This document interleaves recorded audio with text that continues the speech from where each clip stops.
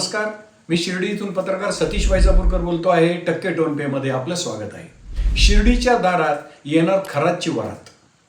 भोंदू खरात येणार शिर्डीत, मग चर्चा होणार जोरात.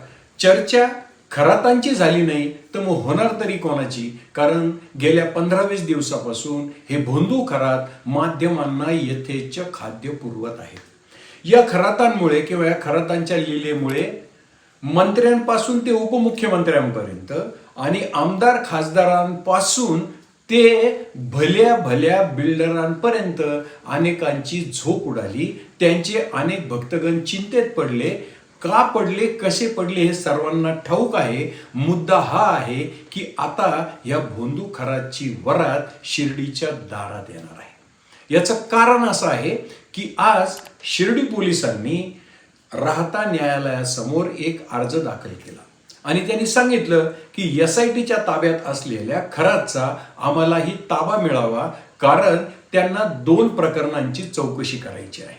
पहिलं प्रकरण आहे, भोंदू खरातने शिर्डीमध्ये 4 एकर जमीन हडपण्याचा प्रयत्न केला किंवा जवळपास जमीन हडपली.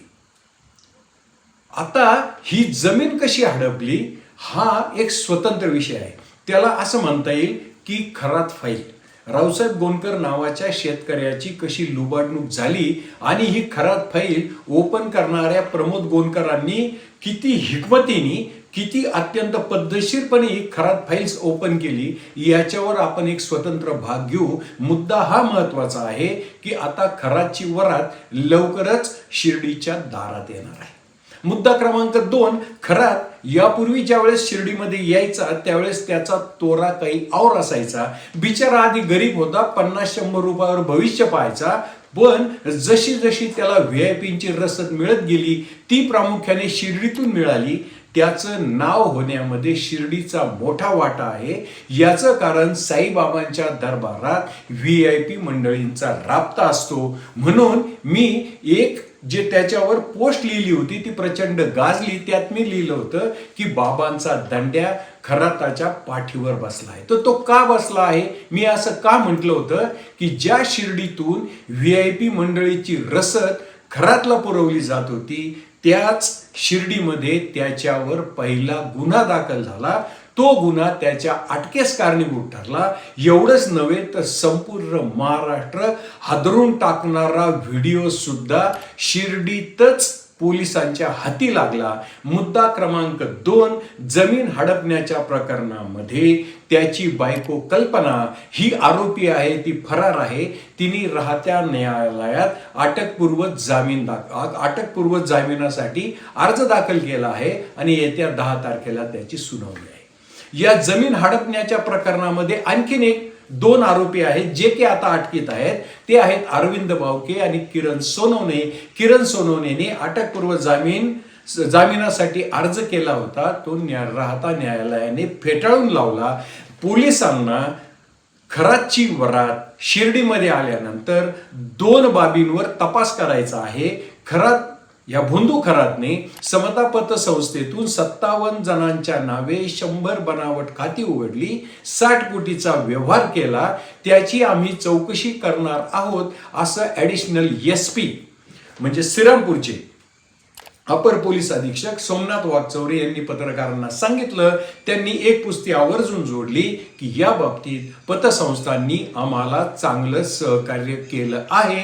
मुद्दा क्रमांक 3 की आता या दोन्ही गुन्ह्यांच्या चौकशीसाठी खरातची वरात राहत्यातही येईल, शिर्डीतही येईल. पण ह्यावेळेस मगाशी सांगितलं तसं खरातांचा एरवीचा तोरा राहणार नाही. कारण इथे आल्यानंतर हा भोंदू खरात आलिशान हॉटेलमध्ये राहायचा, आलिशान जीवन जगायचा, VIPच्या गोताळ्यात राहायचा. मगाशी मी सांगितलं तसं 50-100 रुपये पूर्वी गोरगरिबांचे भविष्य पाहणारा खरात जशी जशी VIPची रसद मिळायला लागली तसा गरिबांचा तिटकारा करायला लागला आणि इतका मोठा झाला की आलिशान हॉटेलमध्ये राहून व्यवहार करायला लागला. मग तो शिर्डीत असो, नाशकात असो, मुंबईत असो. आता ज्यावेळेस खरातची वरात शिर्डीत येईल त्यावेळेस त्याचा मुक्काम बिनभाड्याच्या खोलीत असेल, म्हणजे पोलिसांच्या कोठडीत असेल. याचा अर्थ असा आहे,